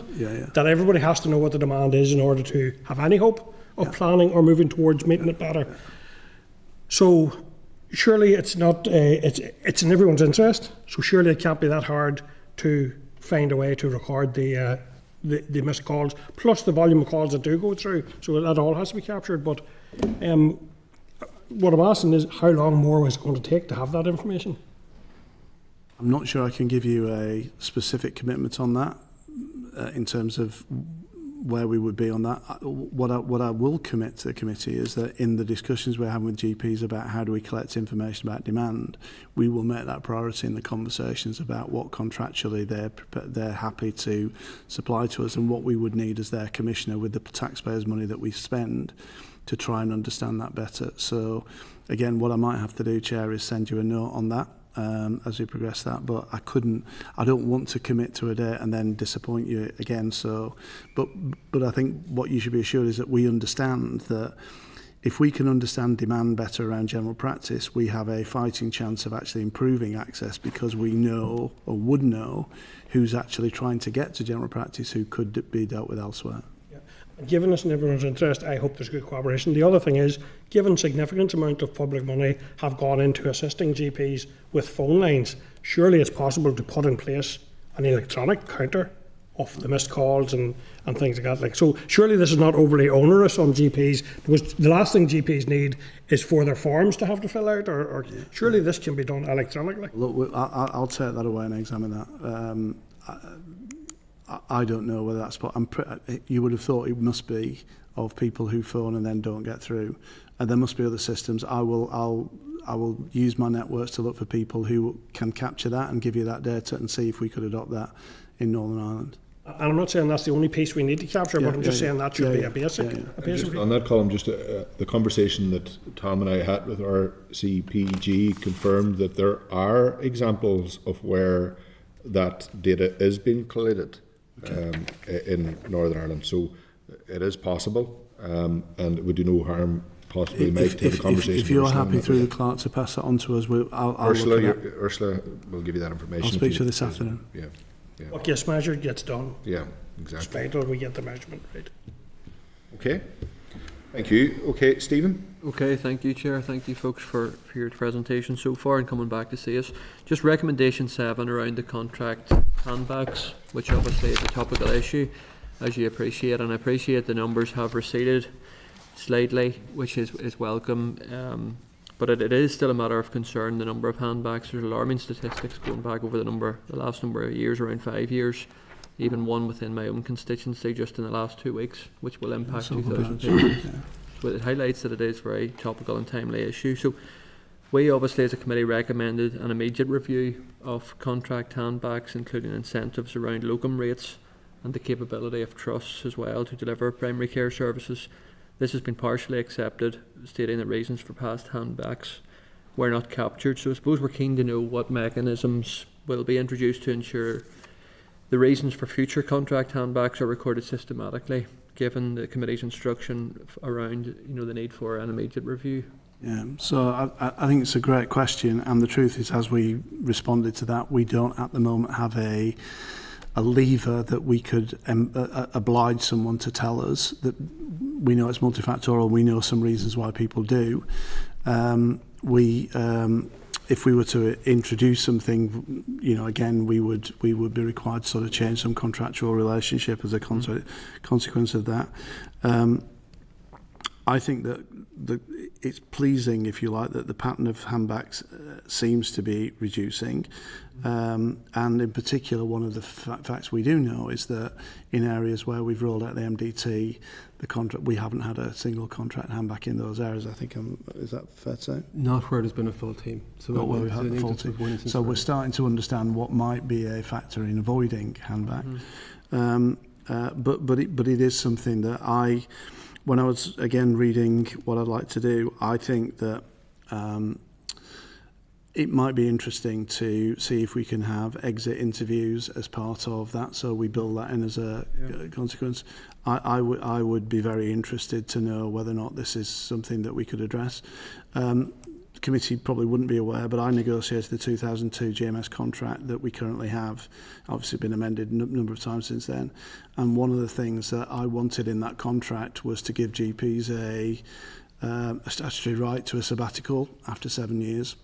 And I had resource for that, and at the last minute the BMA decided they wanted that money in salary rather than on the sabbatical. But I actually think that some of those ideas around dealing with some of the workload pressure and the stress that some of our GPs are under would be worth looking at again. So in terms of, it's not really answering your question in the sense of how would we understand it, but could we have some answers to dealing with that? And looking at the well-being of GPs, I think we could. So I would be keen to see, again, talking to the Royal College and the BMA about the insights they have around handbacks specifically, and finding out if there is a solution that we could find, and then we would negotiate that in.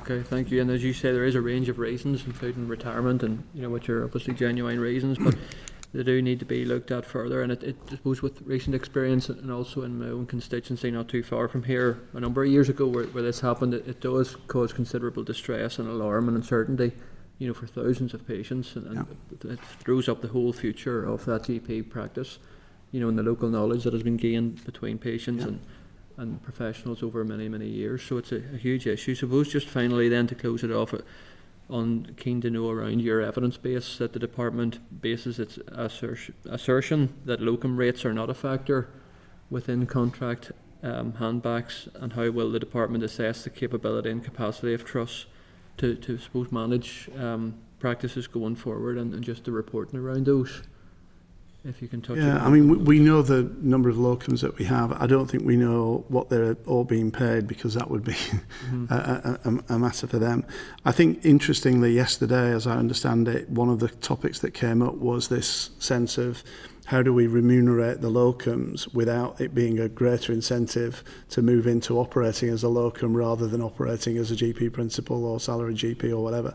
So I think this is a live issue for us. In terms of getting the balance right about, you do need a cohort of locums, because you can't always populate all your practices and their partners and salaried positions overnight, but what would be an appropriate level for a system our size needs to be worked through. And how do you recognise and value people who work substantively in practice as opposed to on a locum basis? And that's something which I know was an issue of discussion yesterday between the NRGPC and our negotiators. Okay, thank you. Just finally, just to concur with the remarks of the Chair, really to highlight, I suppose, how GP access does continue to be such a major issue out there. I'm contacted about it weekly. In terms of frustration, we hear it regularly, 90 plus phone calls before 8:30 trying to get through. So just echo the need for action plan, and we'll certainly be keeping a close eye on it, and we look forward to having you back again soon on this. I can only say I agree, and the work I described before, this is our health. The number one thing that people want to guarantee, we spoke to just under 1,000 people already, and we intend to speak to 120,000 people in the next 6 months. The number one priority that came up from that conversation was access to a GP. Yeah, and again, the 15,000 plus echoes that as well through our report. So thank you, folks. Thanks, Chair. One of the biggest responses to any committee inquiry from this Assembly, so it shows the magnitude of concern that's there. I'm going to go to John Burrows, who is joining us online, and then, if everyone has agreed, we'll have a 5-minute comfort break, if that's okay. Okay, John, you can hear us, see us? Yes, I can. Thank you, Chair. In terms of recommendation 8, which is the alternative to the current GP model, I mean, you've stressed the neighbourhood model as the solution, but in terms of have you identified specific risks that could delay the April 2026 start date or the March 2027 establishment of the integrated neighbourhood teams? So have they been identified, and if so, have they then been mitigated? Thanks, John.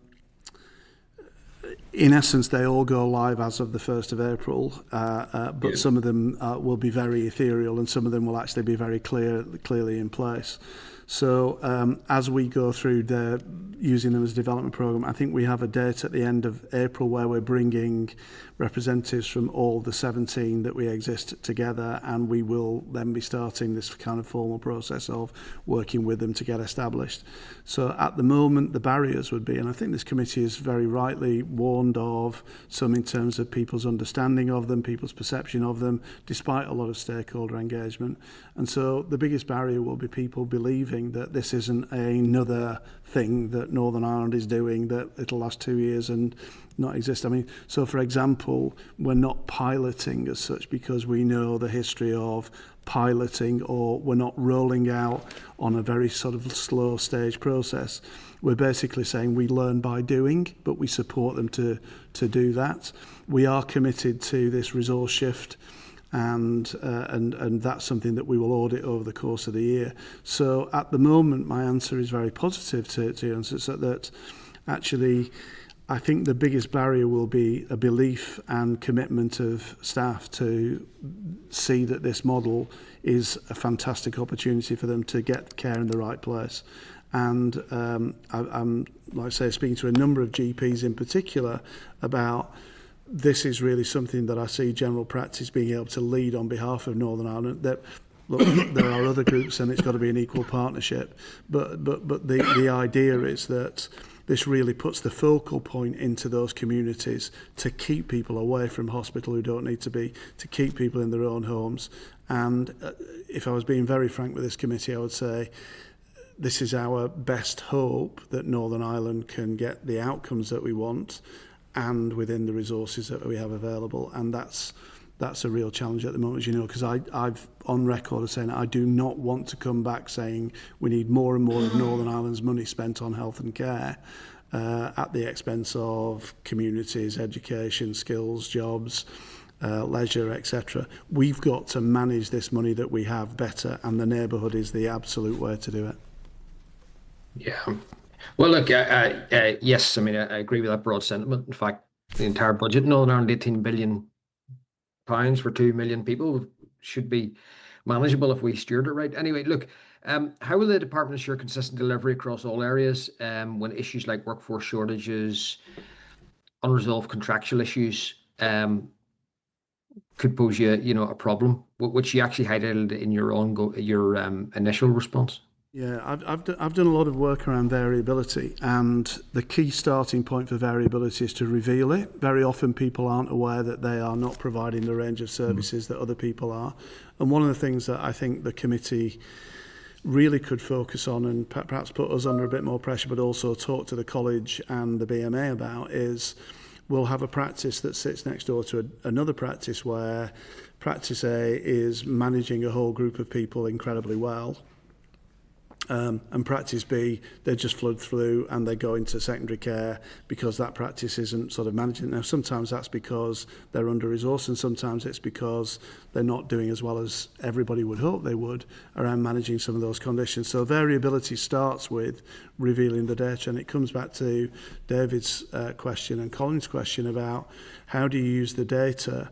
But what we can do with Encompass is we can understand what is the pattern of utilisation of secondary care coming in through primary care. And we can say how many people come from these practices, and we can work with GPs, not in a blaming way, but in a supportive way, to basically say how do we tackle unwarranted variability in general practice. And again, I think there are some very positive examples of where that's been done elsewhere that actually would be really helpful, because no clinician, in my experience, wants to be poor at their job. They want to be the best clinician that they can, and it's only when they see that difference in what's happening that they're doing compared to other people that they understand, and then the moral obligation is to help them learn and improve their performance. So variability is a big issue, I would argue, out of hospital in the way that it is in hospital, and that is absolutely mission critical. And we have a particular programme that Michael the Chief Medical Officer is leading, called Sensible Care, which is looking at variability of clinical service offers. Thanks. Just what one follow-up. I was speaking to GPs recently, in fact yesterday, and one mentioned the fact that Northern Ireland's the only place in the UK that has the GP federations, and that offers an opportunity. Yes. Would you agree with that? Completely. It is an amazing strength that we have, that all our practices belong to a GP federation. And in fact, the 17 federation boundaries are the boundaries on which we are going to have our 17 neighbourhood approaches. So we're capitalising on that. The great thing about federations, as you know, is that they're owned by the GPs, so they're for the GPs, but it gives us an ability to connect GPs at scale into this business of managing resources. Otherwise, you've got 20 separate practices you have to work. So the federations, I think, have got a huge role in the future, and it's a great asset we have. Thanks. Thank you, John. Colin Munson, slightly, and then we'll go for... Yeah, I'm so interested in the discussion, Mike. I forgot to check. Did you actually give me a revised timeline for the data? I think I said I couldn't come if that was... Sorry. Well, I'm very disappointed. Sorry. I'm very disappointed. I said that over the course of the year, and please ask me back to give you progress. Okay. We will work on this as a matter of priority over the course of the year. But I'm happy to give you an update. But I didn't want to commit to one specific day and then find that I can't deliver on that. Okay, just one other way, if I may. Can I just check when I am in? Will the neighbourhood model be MDT? MDTs will be part of the neighbourhood model, but they work together. They're not an alternative. No, that's what I'm saying. Will MDT be embedded as part of the neighbourhood model, and will all areas have that rollout of MDT? We are committed, as resources allow, to move as fast as we can to get MDTs for all parts of Northern Ireland. We are obviously the evaluations are sort of like part of this, but all the early evidence of the way MDTs are working is that they are incredibly helpful in the context of supporting that out-of-hospital offer. So neighbourhood is not instead of, it's complementary. It's not instead of. It would, the neighbourhood, the people in the neighbourhood around the table like this, managing those resources, will have those MDTs at their, if you like, at part of their construct to work in terms of their assets they've got. I think that's important. Thank you. Okay. One question just on that. Okay. When do you foresee MDTs rolled out across the whole of Northern Ireland? Because we could end up in a situation where you'll have MDTs in part, and there'll be some people will be benefiting from it, and there'll be a lot of other areas that will not benefit from it.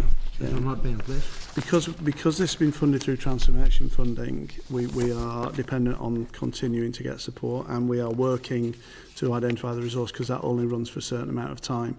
So the intention is to roll them out by, is it 2030? 2033 is full for all of Northern Ireland. I mean that's quite a while off in terms of that. We would, if we can get the resources, we'd try and accelerate that. One of the constraints is workforce. It's not just the money. One of the constraints is getting the workforce without robbing other bits of the system. So we have to grow some of those workers. But the intention is to do that as quickly as possible. Okay. Thank you. We'll pause for 5 minutes, members, for a thank you very much. Very helpful for me. Thank you.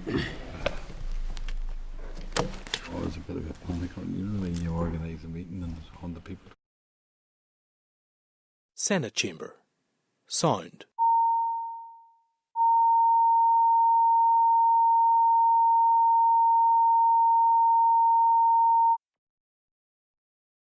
Senate Chamber. Sound.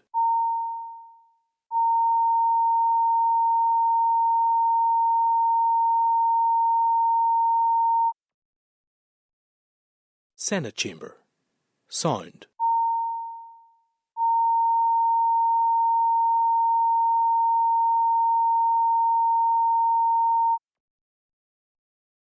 Senate Chamber.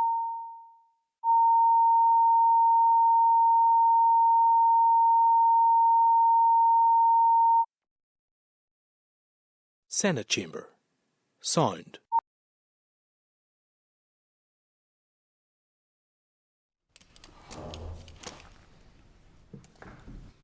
Go through the pipes at the back there, Chair. There you go. Gareth? It's just Is that broadband down that way, isn't it? on the seance. There's the seance. The chair is introduced there now. There's pipes rattling down the back. There you go, 3 times in a row. Is he next, is he? Mm-hmm. We're an open chair. Next to him? Yeah, we're open now. Okay. Okay. Okay.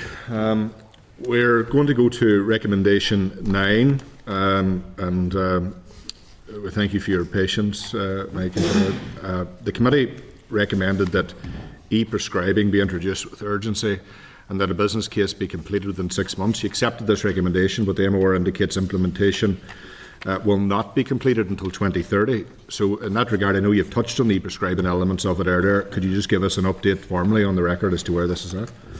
Yeah, so the case effectively has gone into the transformation fund process. We're really hopeful that because all the Northern Ireland stage of the process has been gone through, and it's just waiting now on the Northern Ireland office bit to confirm. But we're hopeful that the £42 million that we bid for will be available to us, and that will allow us to start the process the minute we get that resource. It is not an easy implementation because you're talking about independent pharmacists, etc. So that takes a bit. But the rollout should be completed but it will start by 2030. But effectively, it will start as soon as we get approval for to the 43 million. So that's much faster than it was originally envisaged in the Encompass programme, the sort of developments of that. So that's really good news. And I think what we would try to do is to think about where we can tie this into neighbourhood, to MDT, and to try and make sure we're getting a degree of fairness in terms of where we might start some of that process. And there are, as we've heard continually throughout this this process, this inquiry, there are a number of practices that are ahead of the curve on a variety of things, you know, whether it be monitoring the number of calls that they're missed, etc., or indeed the use of e-prescribing that is in place in some areas. Do we know how many practices across Northern Ireland are actually availing of the system at the present time, of such a system? I actually don't. I mean, it would be useful to know, and certainly, again, coincidentally, but I will certainly talk this evening with the RCGP about this issue of fairness, because I know that they are worried about, particularly with the time frame for rolling out according to our financial position for MDT. The neighbourhood has said we're all going to try and go together. There'll be 3 development programmes, but effectively everybody will be starting to do this. The e-prescribing, we can perhaps be more helpful in terms of thinking about where you might want to link some practices. And actually you might be looking at those practices that are struggling, to sort of help them. But I don't want to, we haven't set any priorities as yet for rollout, and we haven't got the money yet. Okay, thank you. Gemma Dolan, recommendation 10. Yeah, thank you, Chair, and thank you for coming in. I'm new to the committee, so I wasn't here when the inquiry was carried out, but obviously GPs or access to GPs is a huge issue right across the north, but particularly in my own rural area of Fermanagh and South Tyrone. So in terms of MDTs, like for example, my office currently is in Enniskillen, but my GP practice is in Balik, which is 25 miles away. So Enniskillen has an MDT, but Balik doesn't. And, you know, you accepted our recommendation that the MDT rollout needs to be faster, but the MOR outlines an 8-year rollout to 2033. So in the meeting with the RCGP, with the chair and the vice chair yesterday, they stressed that this rollout is far too slow and it creates a postcode lottery, and I can see that in my own constituency. And they argued that the current approach risks widening inequality between practices and may further undermine recruitment and retention, particularly in rural areas like my own. So what immediate support is being provided to non-MDT practices to ensure fairer access before rollout completion? It's a good question. I mean, the pace of the rollout is dependent on money, and this money, the level of funding that's needed is at a scale where it is highly dependent on the budget that I have available and what can be done quickly. We are committed to, as I say, to trying to complete the rollout. We are learning lessons, and again, it was one of the things that was suggested about making sure that the model's evaluated and is really sort of understood as to how best to get the value out of the MDTs. I think your question about what could be done by practices to support other practices who don't have them, actually, if I was speaking today where we are, I don't think I would have an answer, but thinking about when we get neighbourhoods in place, if we have resource within a neighbourhood and we have a management board for a bigger population, and I suspect in your part of the world, that is one federation that covers quite a wide area, it would be possible for that group of people sat around that management table to decide how can we help those practices that don't have access to MDTs. And is there a way of releasing perhaps more of the secondary care function to support general practice in those other areas whilst we wait to build up the capacity? So I think the neighbourhood could be the answer, Gemma, to saying how you might organise to support practices who don't have the MDTs for a while yet. Okay. And just then, you kind of touched on this, but what annual publicly reported milestones will demonstrate credible progress on the rollout? The MDTs, well, I think we're held to account by the Transformation Board quite strictly about have we put those in place. There's a benefits realisation process that we originally put in the, well, benefits that we expected in the business case when we put it forward to the Transformation Board, and they do hold us to account to report to them on a regular basis about the rollout and the impact.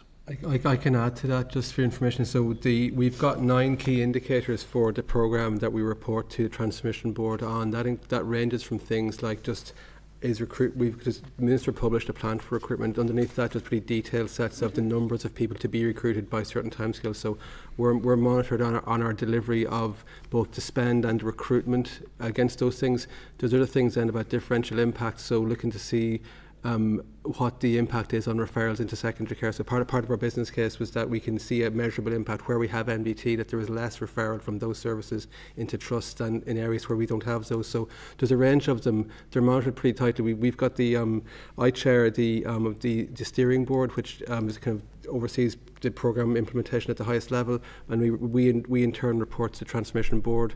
We had Hawks at our last board meeting just to give her assurance on how we're progressing and how we're monitoring delivery, and I think there's been a very high level of interest from the board itself and from Hawks personally in how we're going on that. And just Gemma, you'll notice, but the Southwest is in the next tranche, is in the current tranche of MDT implementation. So Minister was out in Balik a few weeks back. I was down with him, so they're taking quite an innovative way, recognising the geography and trying to make sure they get as much benefit spread as widely across practices. So there's room for flexibility in how it's implemented locally. We're trying to make sure that everyone gets that we sequence it in a fair way and in line with the plans that we've built. Yeah, okay. Well, that's fair enough. Thank you very much. Thank you, Chair. That's me. Thank you, Gemma. We appreciate it. Cathal, were you looking in briefly there? Yeah, just on the Chair, some of the questions. I mean, to be honest, I'm slightly concerned and appreciate that budgets are not set yet, but arising from our inquiry, there's some good ideas there, and you've accepted some of the recommendations. Yeah. And the thing I'd listen to what you're saying is you want to go forward, but by the way, the budget's not there. But surely this is the way forward in terms of NDT. This what we've outlined ourselves and what we've investigated, what was found, and my only question. You're saying, all right, we'll wait. I have to see the budget, but at some point we're going to have to prioritise. If we believe this is the way forward, this is the way to go. You know what I mean? So I'm not saying it's a negative. I understand, we all understand the budget, but from ourselves and from the piece of work we've done and listening to all the questions and the answers given so far, we have to nail that down. Yeah, and it's a good point at the end to sort of talk about this is I'll read from the priorities guidance that it's draft at the moment, because until we have a budget, it's just trying to give our trusts a sort of eyes up about what they have to plan for. But one of the key priorities is an overall rebalancing of expenditure to increase the proportion of resources spent in primary care, central to which are general practice and community pharmacy, integrated community nursing, AHPs, mental health, social care and the voluntary sector as a percentage of our total spend. So at this point, that's all I can say, is that we are committed, as I said to you when I came on mental health. It's this rebalancing. We have too much of the resource we do have on acute physical care and set into hospital settings. So over the course of the 3 years, and ideally we will have a 3-year budget, we will be spending more of the money in primary care and in general practice. And that's a commitment that we're making now. I can only do it at the moment as a percentage of the resource. I can't give a quantum, but as a percentage of our expenditure, the balance of priority will be primary care, community services, general practice. Those are the areas we need to spend more money. So MDT will be part of that. Okay, thank you. Just a brief comment from me, because we have covered a lot of ground. Well, before I do, actually, has anyone else any other questions they'd like to touch on? Gareth, have you anything you'd like to raise? Yeah, just, I know I missed there with the wee feed glitch there. I didn't just get to hearing on the e-prescribing element, but just, I suppose, like Gemma, I've come to the committee in the last few weeks, so I've missed that, initial deliberation phase, but just getting to grips with it there, and in particular with regards to my own work. And I know helping a lot of people through that welfare application process, people do rely quite heavily on an up-to-date list of their medications and prescriptions. And whilst we're moving away clearly from that paper-based system to e-prescribing, what does it look like for people who wish to have an accurate sort of reflection or representation of their medication, readily available to them without perhaps going through an e-process themselves to access that? Because a lot of people I help, particularly vulnerable and elderly, wouldn't be too well technologically sort of versed in that, and it does give them some issues. So generally, how do you see that playing out? And I know it's maybe something that has been considered, but just I would like to know. Yeah, so I mean, at its core, at its simplest, you have the sort of benefits of transaction, that you take a lot of costs out of somebody having to produce a prescription, somebody then having to receive a prescription that's taken to them, and someone then having to dispense that and dispose of the prescription. So at its core, e-prescribing really simplifies that process and improves for people who might have difficulty, might lose the prescription or need repeat prescriptions, etc. So it takes a whole bunch of cost out of the system, and that's one of its benefits. But actually also it allows you to then start to have ability to track your own medication, etc. And that this will come to the detailed rollout, but if we go down the route of e-prescribing the way that it has in elsewhere, that would connect into your own app that tells you something about your own record, and so you'd have that ability to understand. And when we're talking just apps there, well, I'm thinking just the difficult, because I do help a lot of people through online systems who they're just not able to do it. So it isn't from a perspective of not wanting to do it. It's a perspective of not being able to physically do it. They don't understand, and they, I suppose, resist that type of interaction, with technology. So I'm just wondering what will be the case for them? Yeah, so one of the things that, and again, I'm talking more speculatively about where people have done this, what benefits they're getting, how they're applying this. But one of the things is it allows for better and easier access to do a medication review for people. So again, coming back to the way we spend our money in Northern Ireland, there's quite a high level of what's described as polypharmacy, Gareth, where effectively you've got a multiple of prescriptions for different conditions, and GPs over the years have prescribed those and carried on, and very often, particularly older people, and if you have any sort of dementia, get very confused about what they're taking when, and the medication review process is much more straightforward when you have electronic prescribing and a much more sort of like detailed assessment of what people are getting when, and it allows for a lot of contraindication. it's not widely known, but you know, GPs do occasionally make prescribing errors, and pharmacists are good at about understanding that and supporting the GP to sort of get dosage right and things like that. And so again, there's a lot of quality benefit in having e-prescribing. Your point about access is something you have to work hard at to ensure that if the individual hasn't got that ability, then maybe a carer can be supportive of that, or you use you know, people within the practice who are maybe part of patient groups to sort of advise and support those individuals. It is a constant thing that we have to guard against, which is that technical inequality problem. Yeah, and I mean, I see the benefit of going, to that system, because I had experience myself recently where, a constituent's, high strength epilepsy medication was stolen, and that had to be replaced within a very short period of time. But it was a lengthy process I had to physically take it myself because he couldn't drive, to the GP practice. Then an assurance was given that was sent to the pharmacy, but it hadn't been, and we had to go back to the GP. It was a very elongated process for that gentleman, and it distressed him. So anything I feel that can simplify or accelerate that will, ultimately be a good thing. Thank you. Yeah, well, we'll do our best for them. Yeah. Okay, thank you, Gareth. Stuart, is there anything you'd like to add? Nothing from me, Chair. Okay, thank you. I'm just conscious as well, Mike, that there has been progress, and more has happened than has been indicated in the MOR as has been laid before the committee.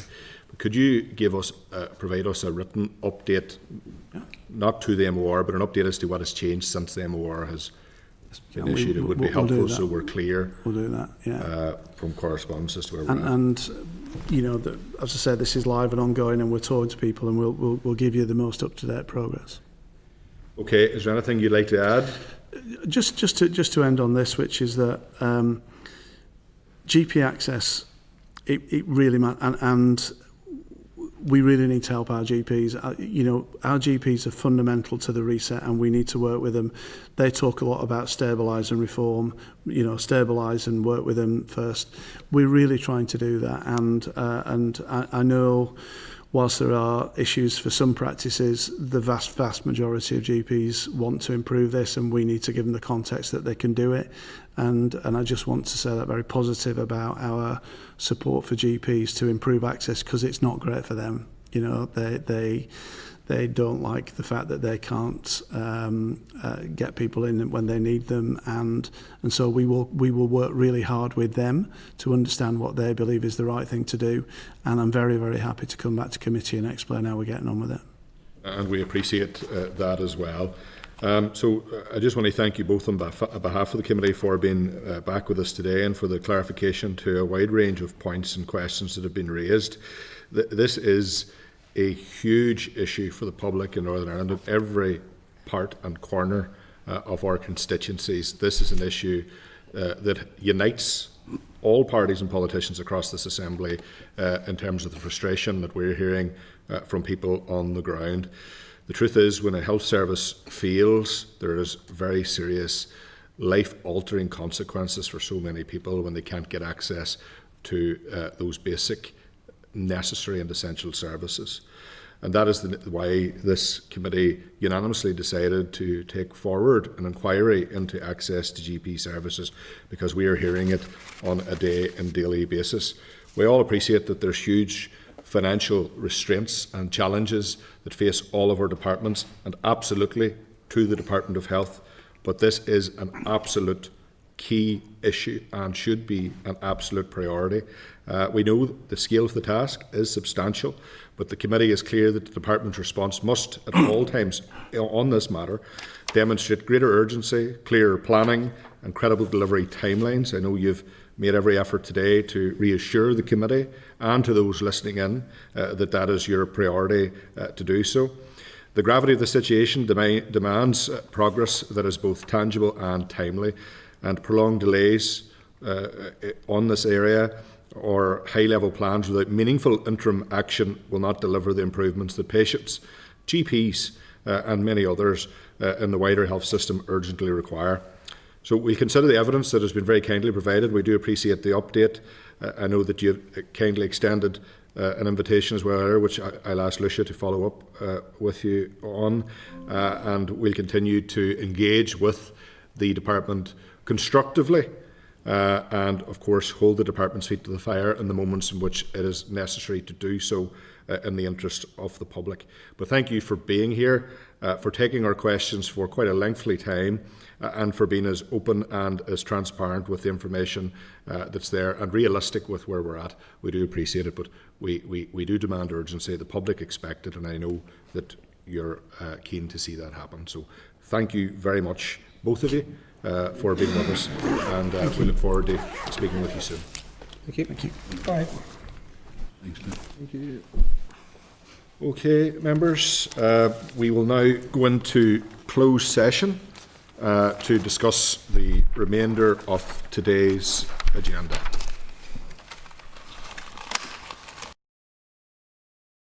Senate Chamber. Sound.